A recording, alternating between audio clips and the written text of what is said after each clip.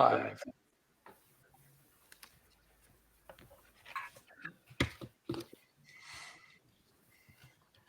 Hi there. Thanks for joining us.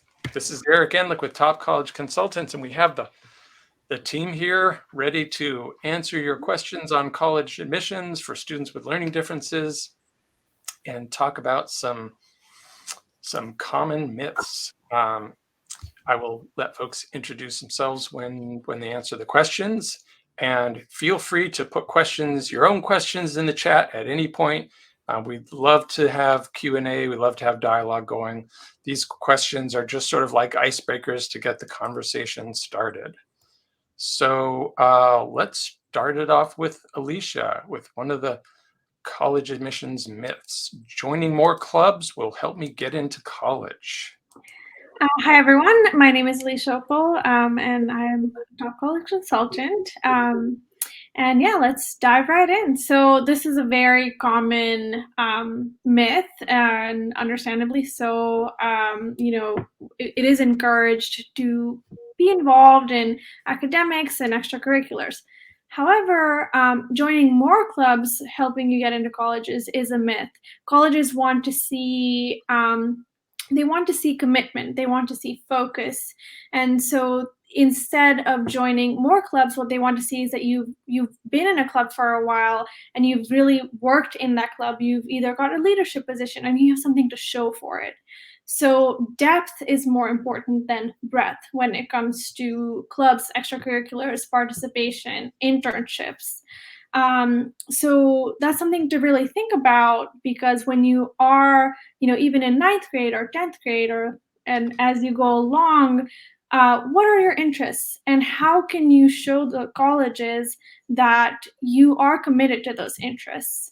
How do those interests relate to, for example, your major, if you already know what it is? They want to see that there's a connection between your intended major and what clubs you're joining. Say, for example, you indicate in your application that you really value community. Okay, well, that's great. Do your extracurriculars show something that speaks to that?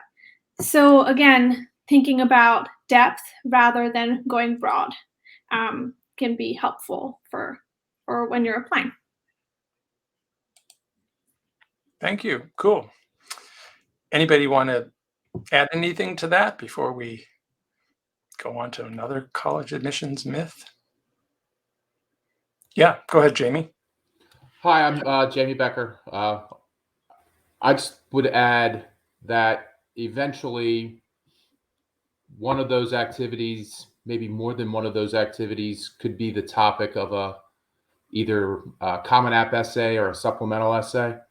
And if you are just adding club after club after club, your impact, your why of doing all of those clubs isn't going to come through in those essays, right? So again, it goes back to, I think, passion, what you're really driven and motivated by, and what you can eventually speak to in those essays as to your clubs and activities. You want to be able to speak passionately and also authentically about why you're involved in, the 3 or 4 things that you've really have dove deep into. Great.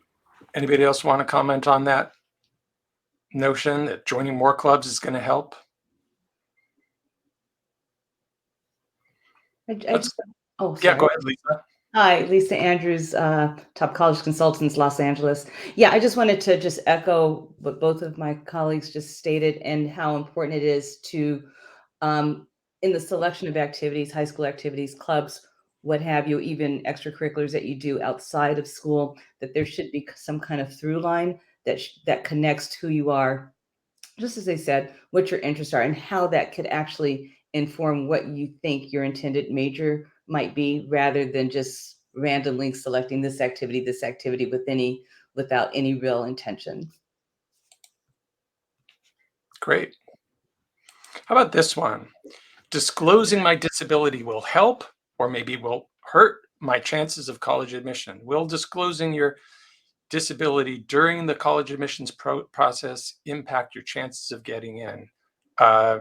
Jamie, do you want to take that, or does anybody else want to take that?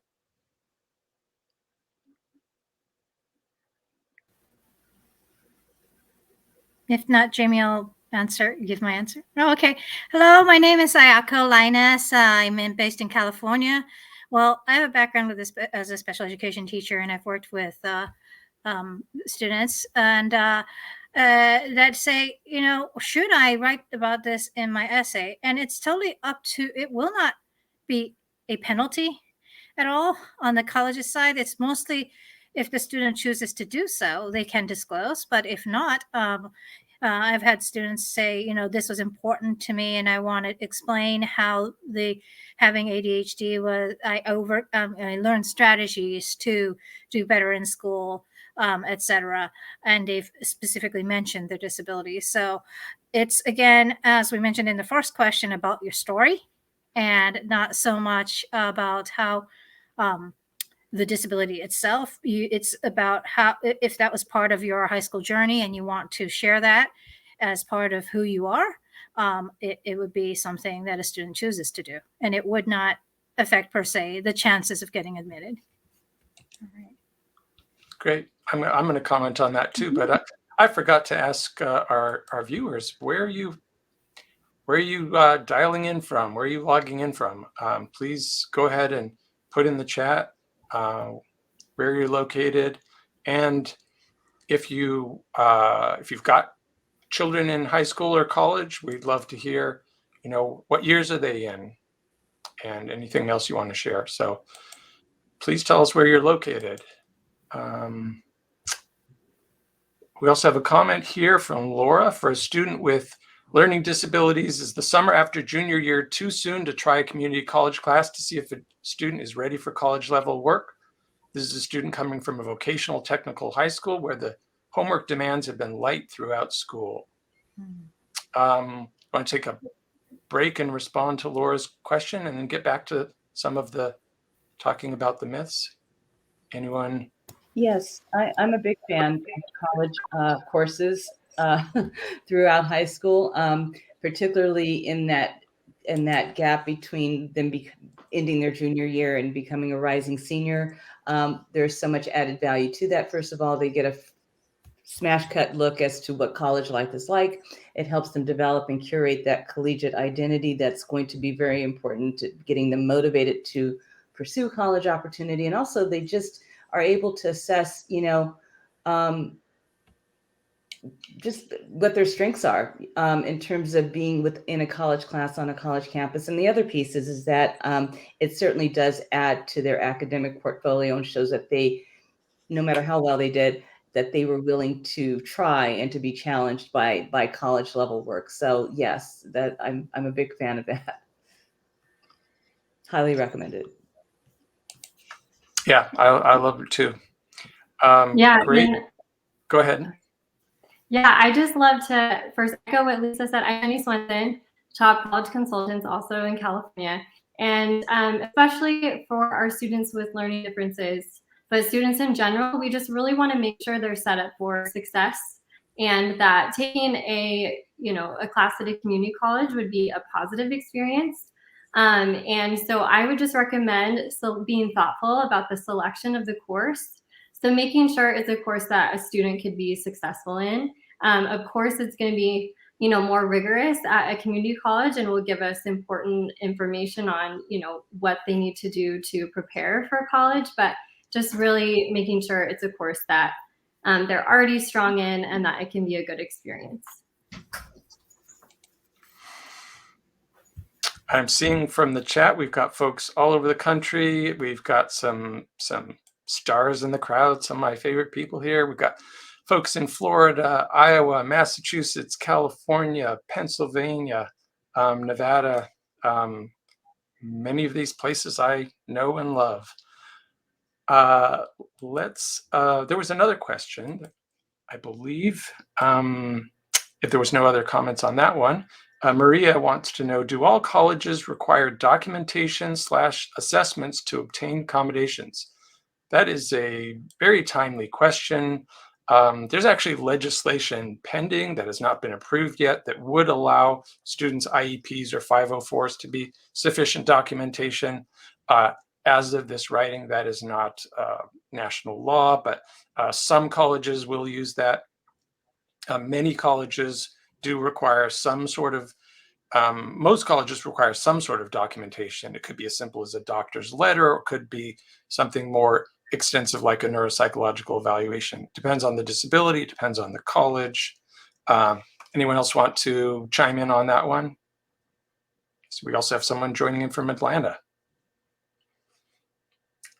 Anyone else want to chime in on the question of what documentations are required for accommodations in college? I think it's just important. It's important to ask those questions when FaceTiming with the college, whether that be on a virtual visit on Zoom, or whether that be on an on-campus visit, or if you're engaging in communication with the college via email, because it varies from college to college and institution to institution. That's probably one of your top 5 questions to ask when engaging with college admissions offices in your research process while you're building a college list. And I recommend that families specifically connect with disability services offices during the college search process, not just after you've gotten admitted or committed to a college, to ask the things you need to find out: what kind of accommodations they have, how they've handled students with this particular disability before, and so on. So thanks for that question, Maria. Let's go back to our myths, but feel free to put more questions into the chat. We were talking about Ayako was talking about how disability impacts your chances of admission. And just to be clear, this is totally optional for students. There's no requirement that you disclose it during admission. Some students, as Ayako was suggesting, choose to put it in their essay, and I've seen students do that with good results. In other cases, they'll put it in a separate section, which is available on the Common App, to explain something. So if there's something in the process in your application that needs explanation, why did your grades suddenly change during high school? Why did you change high schools while you were in high school? Something that might be puzzling. Why didn't you take a foreign language? Lots of things that might be different for a student with a disability. And these are all things that students have the option to explain, but again, are not required to. And so sometimes it's helpful for a college to make sense out of the application, but it shouldn't necessarily help or hurt you. Just want to see if we've got any new questions here. Oh, we've got some new questions. There's a question from Jennifer. I have a 10th grader with an IEP. We're in the process of getting ready to start touring colleges. Do colleges have programs in-house to assist students with learning disabilities? Short answer is yes, but it depends on the college. Does anybody want to tackle that in more detail? Or should I say more about that? There are colleges with specific programs. We do have a list on the Top College Consultants website of colleges that are autism friendly, specifically colleges with autism support programs, although some of those programs are more broadly learning support or academic support programs for students with a variety of learning differences. And that distinction is, you'll see that information in the listings. But by all means, if you're working with a consultant or your high school counselor, they can help you build a list of colleges that have those programs. Your student's not restricted to those programs. There are ways to get their needs met besides going to one of those colleges, but that can be a great place to start to get to find a college where it's all one-stop shopping. I think it goes back. I'll just keep pounding this thing, but I think it goes back to asking those questions. And if you're getting ready to start doing some tours, I think it's very smart to have a prepared list of must ask questions, and I would put that on that must ask list. And even if they don't have a formal program, they can certainly, I would think, in this day and age, give you insights into how students similar to your student have fared at their institution and different support services, even if it's not a formal program. Just ways that that institution has been able to help help each student become, the best version of themselves while they're there. So I think asking questions, especially if you're investing the time and the money and the energy to do in-person tours, which I think is absolutely fantastic, to get the most out of it. Asking those must-ask questions is definitely a key component. I have a comment to add there too. This is Ayako.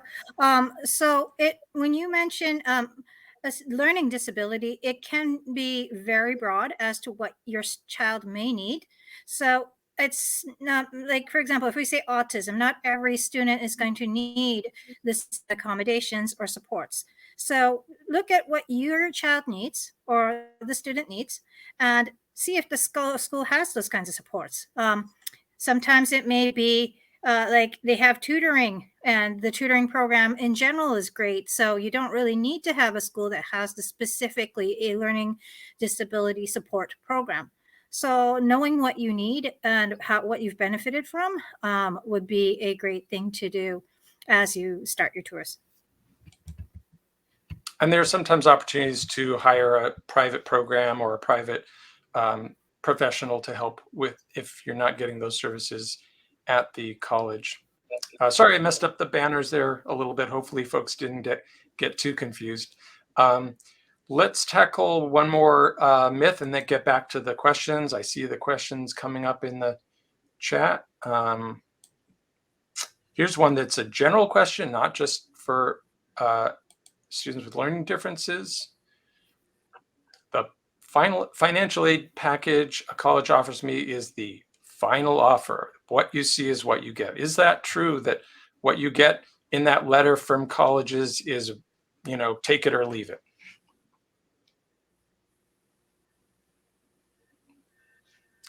Did you want to comment on that, Alicia?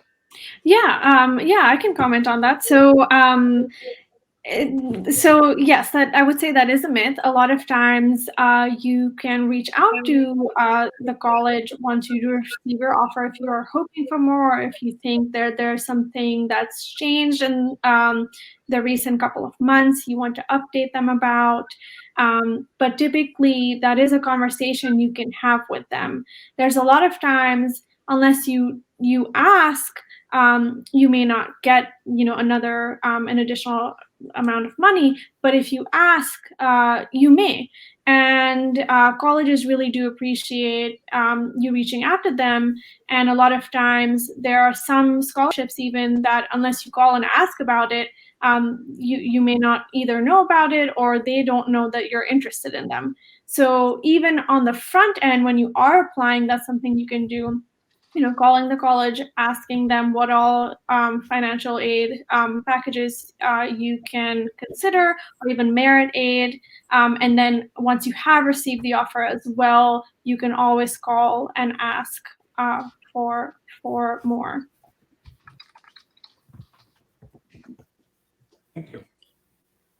And I've seen really good results with students submitting appeals. So totally an option.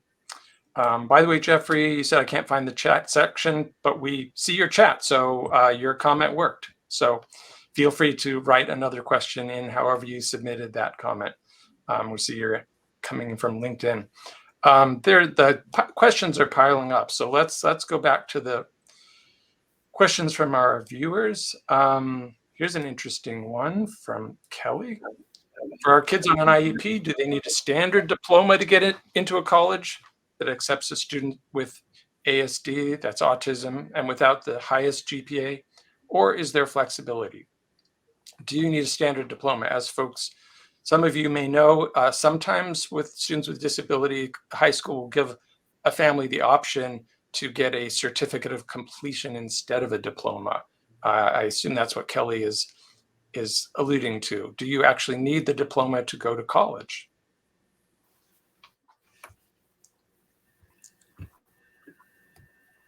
Sure, I can Okay. answer that. Yeah, if you like, or anybody else. Yeah, go ahead. Sure. Sorry. So this is Ayako. The answer is that if you have a diploma, you would be on transfer track versus sorry, if you have a diploma that versus a certificate of completion. The diploma indicates that you have completed a college preparatory high school level coursework and you're ready for college.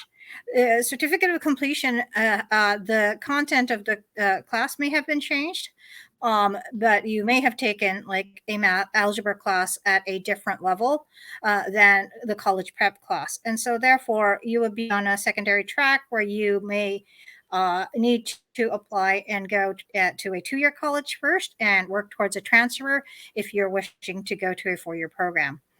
So there are a few schools that may allow for the certificate of completion towards the applications of a 4-year degree, but that is rare, and so that there is a little bit of a difference there. There are also colleges that there are programs that are non-degree programs located in colleges. So some students who want a college experience, but may not be up for the earning the whole degree, that is an option in some cases. So that's something to think about too. Any other comments on this question? There's some more questions that have come in.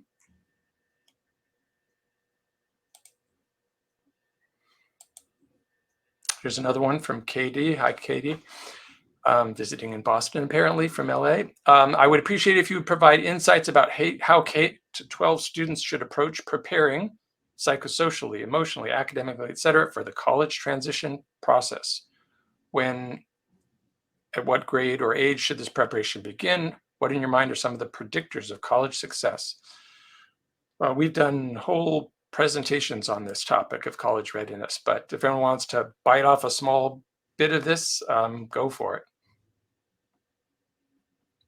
Well, I would say that it is an ongoing process. There's a lot that goes into college preparation, but specifically when you think about the kinds of things that the students are going to need when they go to college, there's a lot that you can start preparing them, as soon as 9th grade, 10th grade, or whatever feels most natural to your child. But think about things like doing the laundry, learning to cook for themselves, some of those basic things as well. Those are things that students can be prepared for before they go to college. Another piece of this is like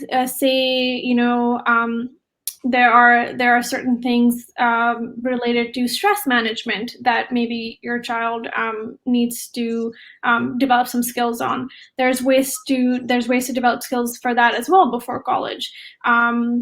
So there's a lot of different pieces to this, but I would say that there's a lot of things you can start very early on, but there's also things that you can begin to teach as they grow and go through the grades. The practical pieces and, like you said, the emotional, psychosocial pieces as well. Yes, and thank you, Alicia. I'd like to just add, if that's okay, Eric. Go ahead.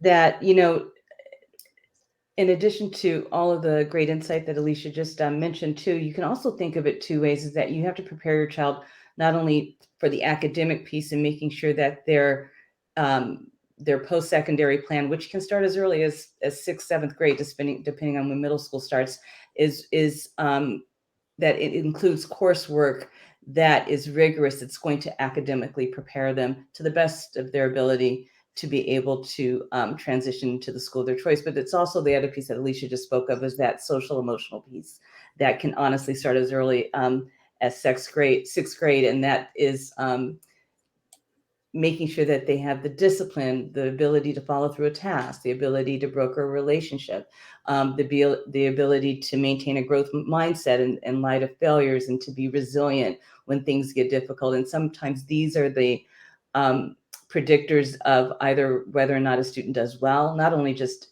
in high school, but if they do well in college, or if they don't, because it's a totally different pool that they're swimming in, as opposed to being in compulsory education. So it really is, how do you curate their academic experience so that they have the right classes, but also how do you give them those mindsets and attributes that are predictive of them being able to be disciplined, resilient, and follow through on academic tasks, and being able to negotiate their academic world successfully.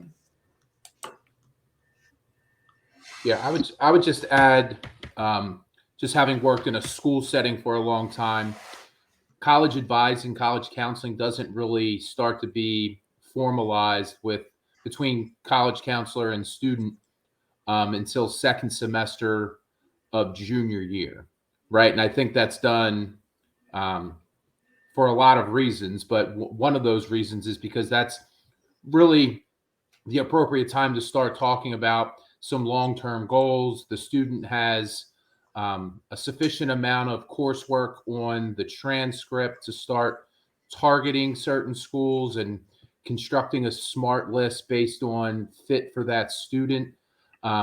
So I think just kind of looking at the timeline of K to 12, but then really looking at it closer from a high school perspective.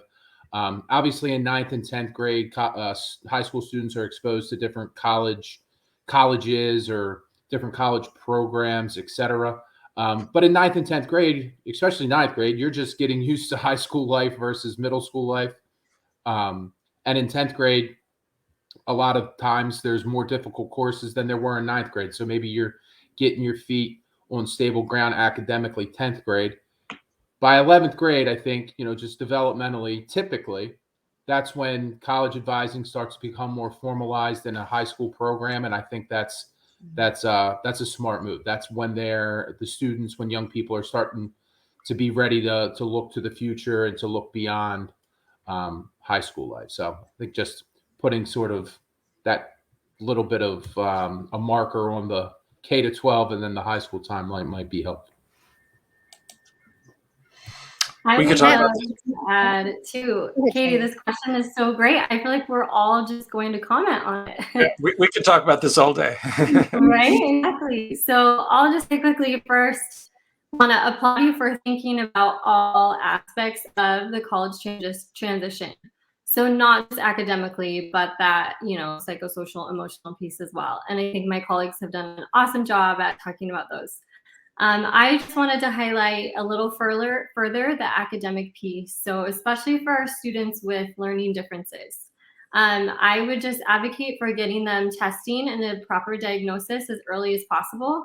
And then making sure they have and are accessing is another big piece, appropriate accommodations. And then as the student gets older and, maybe junior year or just kind of in high school, they start to think about, okay, with the accommodations that I have, what are appropriate and can be accessed at a college? And then maybe trying to decide, okay, can I start to scaffold and take away some of these accommodations so that I'm more college ready? So an example of that would be if a student has accommodations where they can modify the curriculum or modify the test and how they're demonstrating mastery of their material. That's going to be really hard to do on a college campus. So what can we start to do, sophomore, junior, senior year to start to take that accommodation away? So just something to think about. Thanks, Jenny. Some of you who were coming to hear the college admissions myths may be thinking like, hey, we're not getting through the myths, but actually some of the questions that have come in are really so on target to the things we were going to talk about anyways that it's all kind of merging. I'll just show you a couple of examples. Yeah. Eric, is it all right if I add a comment? Yeah. Yeah, go ahead. So, Go ahead, Ayako. oh, sorry to interrupt, but this No is problem. Echo. I just wanted to point out as a special education teacher's perspective, one very important thing that any student from any age can do is to understand their what accommodations are working for them.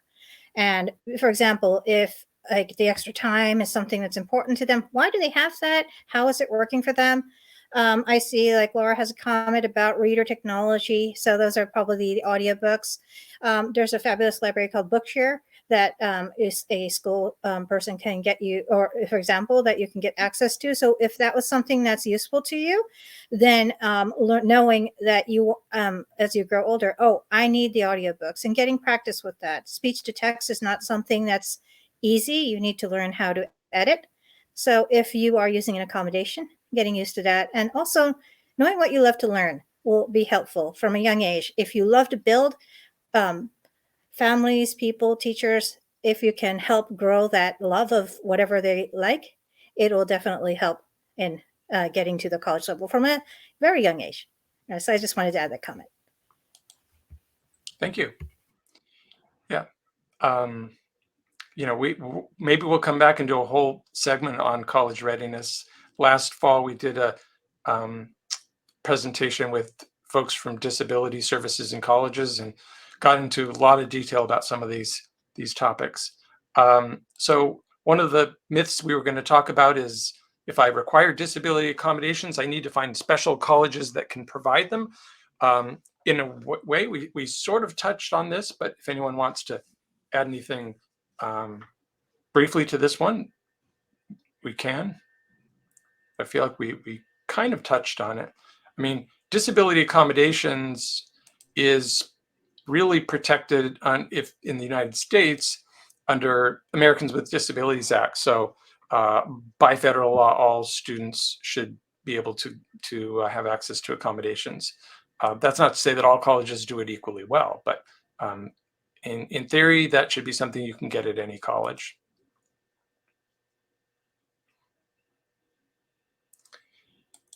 The next one that we were going to talk about is if I have a 504 or IEP for my disability in high school, it will carry over to college. And I think we already covered that one too. So unless somebody wants to add to that, I think we can keep going. Again, some colleges will honor that document, but it's not by any means something you can take for granted. And then this one, learning disability support in college is included in tuition. That's a little more subtle and complicated. Anyone want to comment on that one? So the accommodations aren't really seen as supports or services. Those are something like extra time on tests or bringing your laptop to class or sitting in the front row. Those are all something that doesn't cost extra, but support like a executive function coach or academic coach or social skills workshops. I can respond if nobody else wants to. As we touched on before, some colleges do have special learning support programs or academic support programs or autism support programs, and the cost can vary tremendously. So there are some colleges that don't charge extra for those programs, but in many cases there's an additional charge, and it can be thousands of dollars a year. So that is something you want to look into, do your research, and calculate that in when you're comparing the costs of different colleges. Let's go back to the comments or questions. We don't want to fall behind here. One person said, I feel that my son would benefit from a single, but worry about making friends. Any advice on finding his people? Great question. I can start that one off. I think there's a lot of different ways to answer that question. I would say, having worked on a college campus for several years and doing college tours, to stay updated on different trends in college, there's 1,000 different things going on a college campus every single evening. And that goes from large concert type events to very small scaled guest speakers that only 20 to 30 kids may show up to. In terms of events, in terms of student organizations, colleges are filled with hundreds of student organizations, everything from continuing an artistic interest into a student organization, politically driven student organizations, school spirit student organizations in terms of going out and supporting the basketball team or the football team or the swimming team. And then just sort of everything else that you can possibly think of. I mean, college is definitely a place to explore your own interests and to develop your own sort of passions in life. And colleges support that in and out of the classroom. And so outside of the classroom, student organizations and campus events are definitely great ways for every student to sort of find their group and find their social network. I would also say residential life at most colleges have sort of a curriculum built into them where they may just be social events on Sunday evenings. I know the university I worked at, we had Sundays on Sunday. So just an ice cream social every other Sunday, just to hang out and just for people to meet people in their dorm.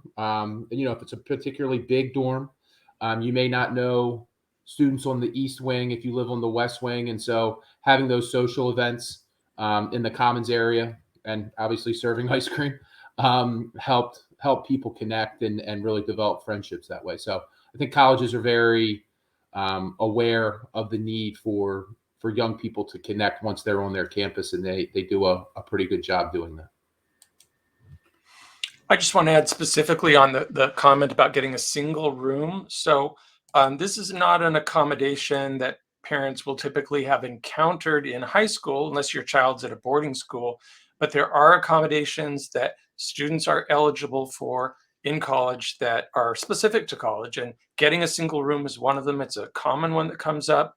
It's one that colleges typically can make available, space permitting. Really depends on the college, but that is not an unusual accommodation. And I think if your child will benefit from a single, they should be in a single.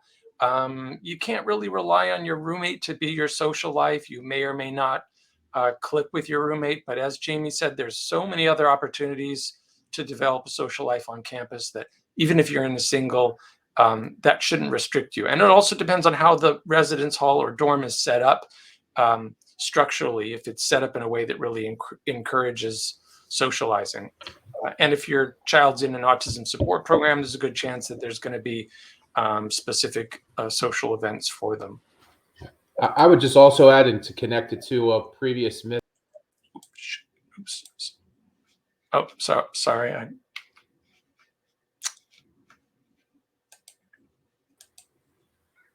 Sorry, Jamie. I accidentally cut you off. I clicked on the wrong thing. I thought I did something wrong. No. I would add. Yeah, just to the final financial aid offer being the final price, and this question, just to connect that, like federal work study isn't available at every college, and sometimes students that don't get it in their financial aid package that they sign off on, those jobs become available once on campus and once classes start. And so a nice way to sort of interact with a different group socially, but also chip away at the tuition bill is to get a job on campus.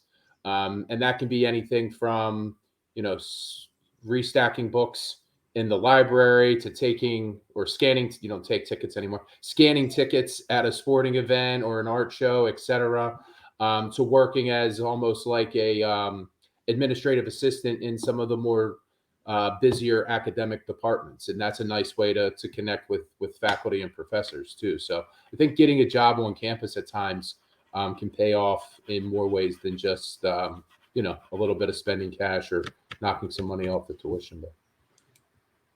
I just wanted to draw attention to the comment from Michelle, the college spy. What about a single room in a suite? Best of both worlds. I love that idea. As a freshman or first year student, you don't always have the choice of the type of living arrangement, but if you have that arrangement, I agree. It's kind of a great compromise.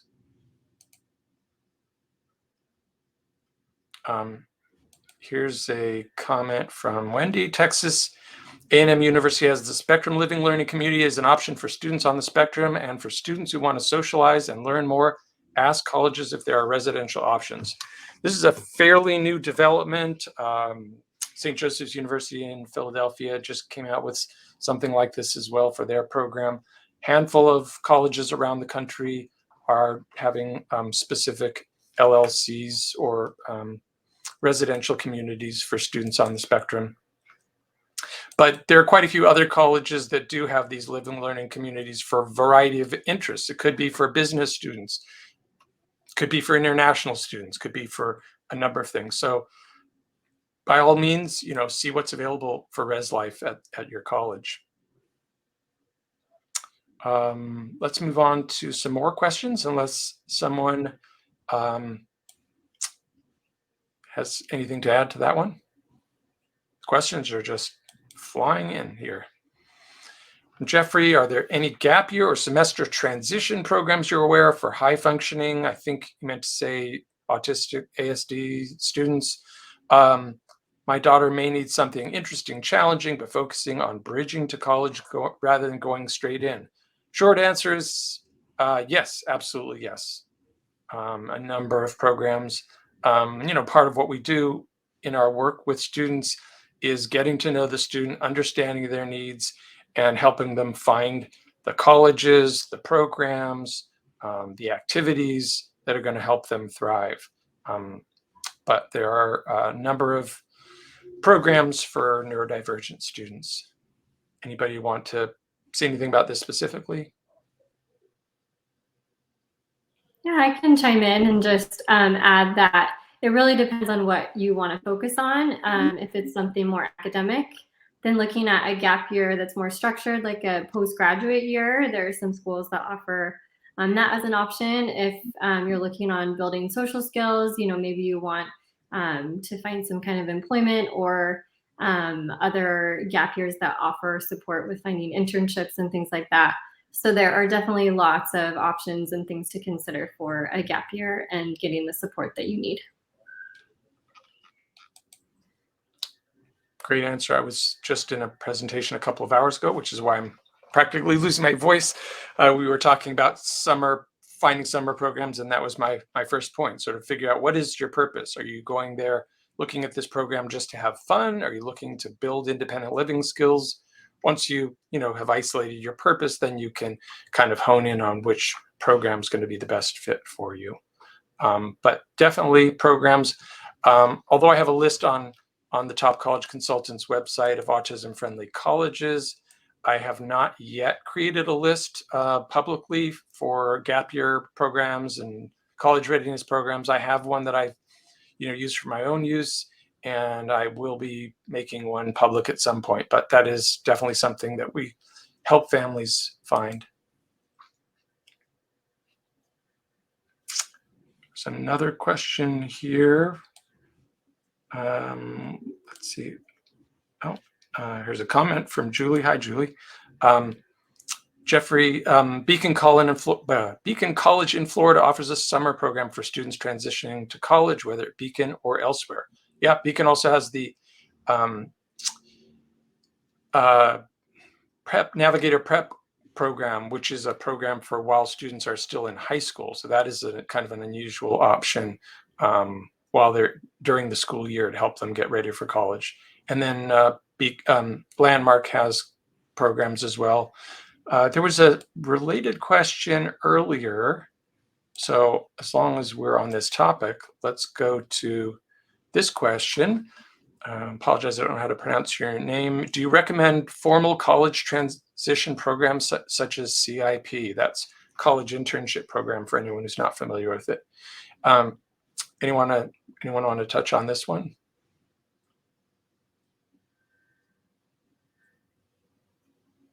Like all of the other questions, I think the answer is usually it depends. It depends on the student's needs. They can be really, life-changing for students who need them. And I've had a number of students go to CIP specifically, especially the summer programs.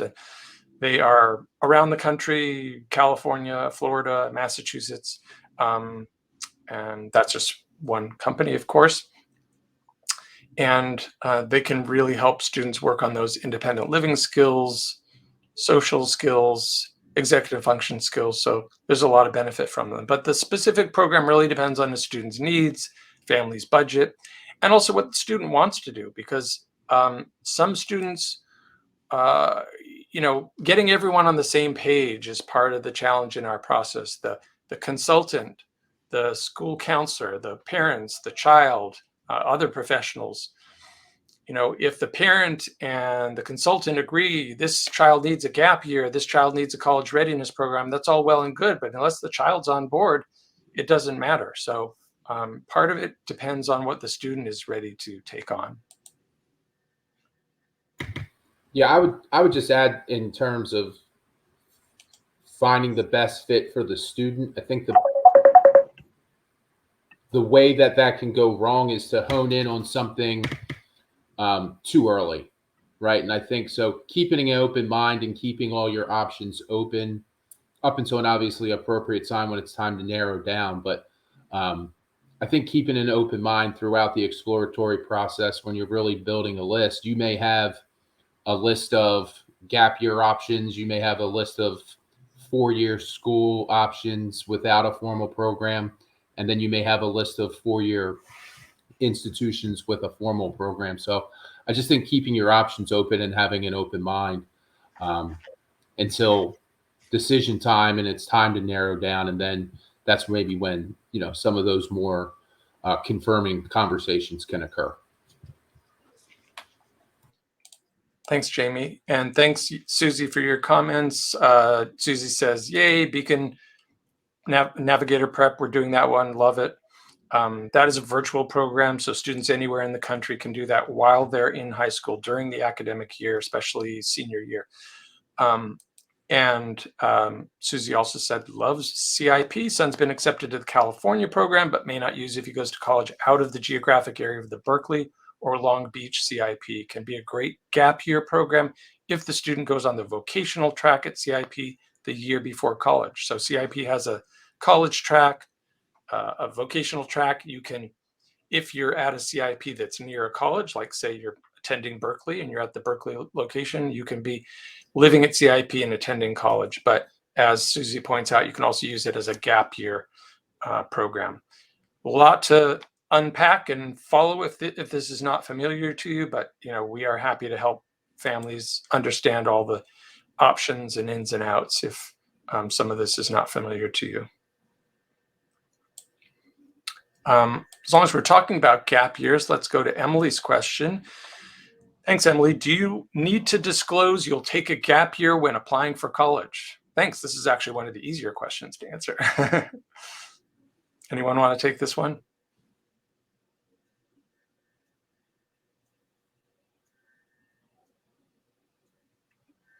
I would say generally you don't have to. Sorry, did someone start to speak? Go. Well, sure. Yeah, but we can both go. So, go no, you do not need to disclose you're taking a gap year. However, something to be aware of, especially in light of the pandemic, is colleges are kind of changing or becoming more strict on letting students defer for a year, which would apply if you were going to take a gap year. So I guess that scenario would be you apply to the college and then decide to take a gap year instead of attending the college in the fall. And so some colleges are changing that policy. Now, in the scenario that you take a gap year before you apply to the college, colleges kind of want to know what you've done with that time in that year that you didn't go to college and were graduated. And so I think it is beneficial to share what you've done while you don't necessarily have to disclose it, if that makes sense. So hopefully that answers both aspects of that question.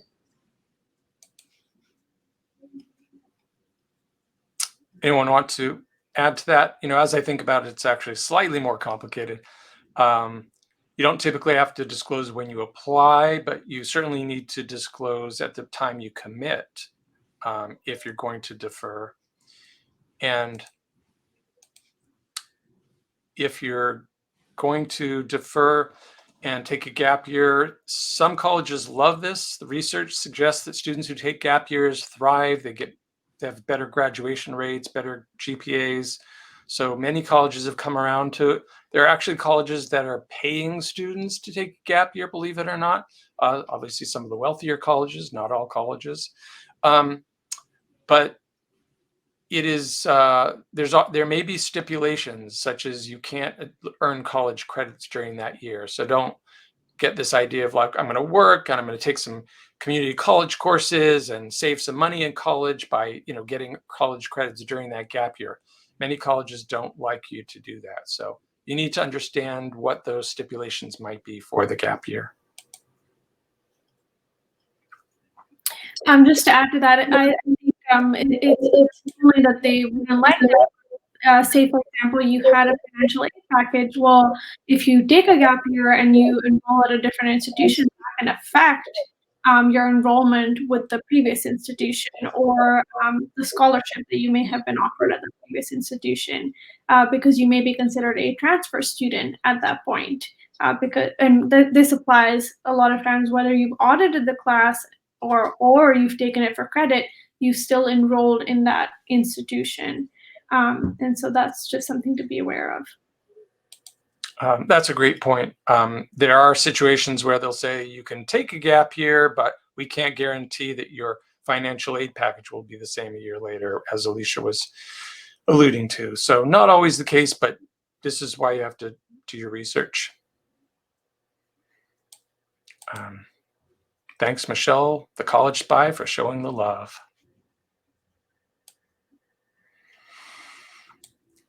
Here's another question. Do these accommodations apply for international students as well? I know we have folks here with international expertise. Yeah, I can speak to that a little bit. International students can get accommodations as well. In terms of documentation, I would encourage that you reach out to the offices at the respective universities and ask them what they would require from an international student for proof of requiring accommodations. Sometimes at colleges here they do have some specific requirements, but they may be different for international students. To go back to what I was saying earlier, yes, international students can get accommodations as well. Mm-hmm. Thanks, Alicia. We have some more questions we haven't gotten to yet, unless someone wants to comment more on the international question. This question came in a while back, but Laura asked, how common is reader technology? My son can read any book as long as it's an audio book. He can't read 200 pages a week with a physical book. I imagine in English class, it's easy to get an audio version, but what about other textbooks that have a lot of text? This is something where you really want to look at the specific college and what they have. So I mentioned earlier, you can get disability accommodations at any college, but you really need to have that conversation with the Disability Services Office in advance, well in advance, to understand how they can accommodate your specific student with that specific disability. That being said, text to speech is a common technology that you can get on a lot of devices and a lot of programs. The question is, what format is the book in? If it's in a physical book, that's going to be trickier. If it's an electronic book, you should be able to get technology that will do text to speech. And there are some colleges that actually have everything electronic, so it will be a lot easier. Eric, I might add to that. Even as a high school student, you can actually, or younger, there is an organization called Bookshare. And you will need a letter from a learning professional that says, yes, my child has a learning disability. This person actually needs the technology, the book access, but they're an organization that does audiobooks. So some books may be available there. They have a plethora of different things available, including different textbooks. So there are public organizations that you may be able to utilize if the school itself does not have the textbooks or books.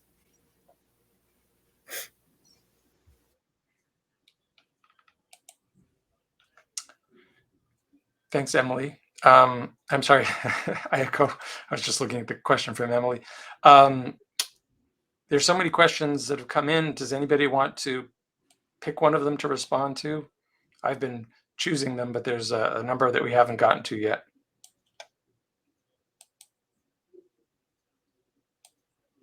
else? Let me see.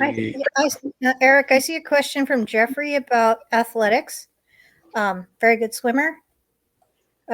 She that wants to definitely continue the swimming. Are there small Division 2 and Division 3 schools who may be more open and welcoming? So up to Division 2, there's that you would go through the NCAA process, right? Division 3 schools, you don't need to do that, and so it's a little less intense in that perspective. So there is a website where you can actually look up which schools are in which division. So once she knows what she would like to do, you can check and see. There are definitely different smaller schools depending on the interest area of study that might fit your daughter's needs and also have an athletics program. So as you look, you might want to search for that NCAA website and look up. It's actually on the. You can find it on the there which schools actually fit into each category. Jamie, I know a lot about athletics. Do you want to say anything about this? I would just add that if you're going to go after Division 1 and Division 2, that's typically for scholarship money. If that's not the end game or part of the search, I mean, I think obviously Division 3 would be more relaxed, but I also think there's plenty of colleges with club athletics, right? And so you're not part of a formal program. You're not part of certain requirements as part of even of a Division 3 team. It's much more relaxed, and you still get to participate in the sport that you've loved your entire life without really any pressure at all. So that would just be another option. Club.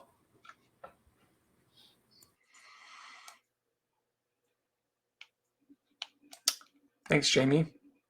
Do you want to try to tackle one more question? Yeah, Eric, Laura had asked, do we have any words of wisdom for when a student wants to attend college far from home and the parents think she should stay near home or be close to supports? Of course, parents can say no, but I'm wondering if you have insight into this subject beyond setting boundaries. My answer to that is that, or our answer to that rather, is that, if a child is saying that they want to go be away from home, then there's something developmentally going on inside that's leading them to that. And so you have to the largest extent possible, honor that self-determination. But then that's when visiting different universities and colleges becomes really important to figure out what are those supports on campus that are going to continue to nurture that self-determination, but also nurture their learning as well, so that they're not falling through the cracks at all. So I have a couple of students who are in that same predicament. Students want to go far, far, far away from home. Parents want to keep them close. The student is ready to go away from home. So the fact that that's on the table means that that's probably something psychologically and developmentally that he or she is ready for. Thanks, Lisa. Anybody else want to add There's to a that? question. Oh yeah, go ahead.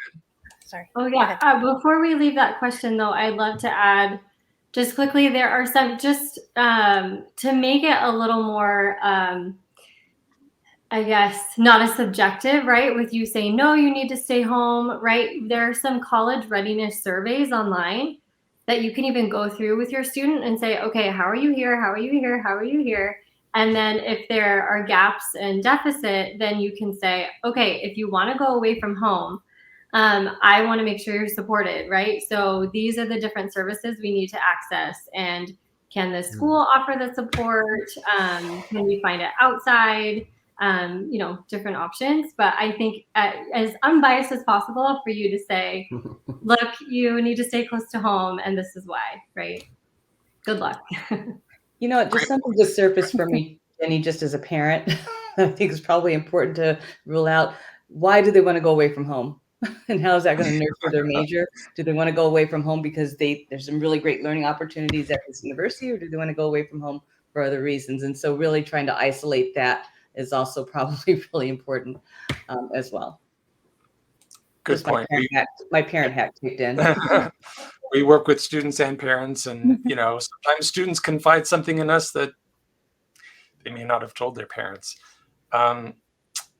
And also, it doesn't have to be the first time that students go away from home. If you can do a 1, 2, 3 week program or summer program in a college setting, then you'll get a sense of what it's like and how that works out.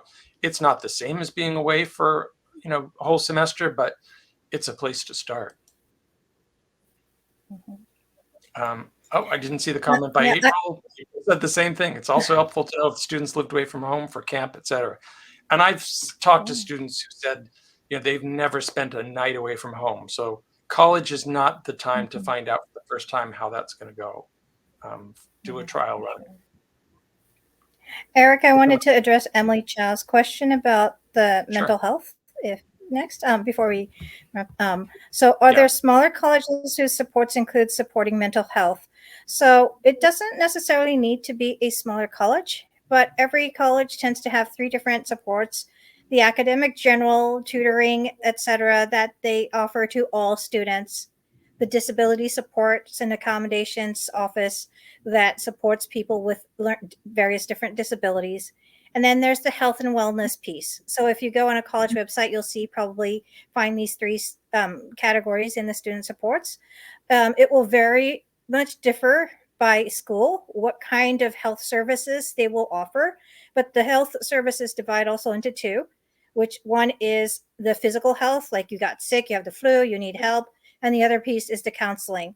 Some schools, and then the medication, etc., the wellness check-ins, maybe something that they do. So once you have your college list, I highly recommend that you look into that health and wellness counseling office and see if they do offer those health supports for your student.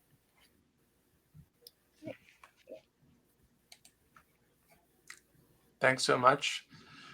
We haven't gotten to all the questions. I haven't had a chance to acknowledge all the great comments in the chat. Wendy, Bob, thank you so much, everyone, for joining us. There's so much to cover here. We didn't get to all the top 10 myths either. I thought we were going to get to all of them. Maybe we should create a blog post and put that out there so people can see what we didn't cover. Thank you so much, everyone. Thank you to the panel for helping out. Thanks for everyone for showing up. This will be available recorded on LinkedIn and Facebook.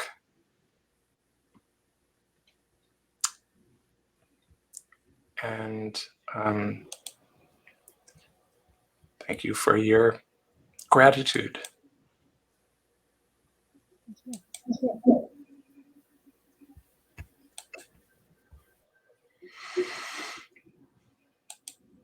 So we will see you again at another live stream. Reach out to us at Top College Consultants anytime. And thanks for coming.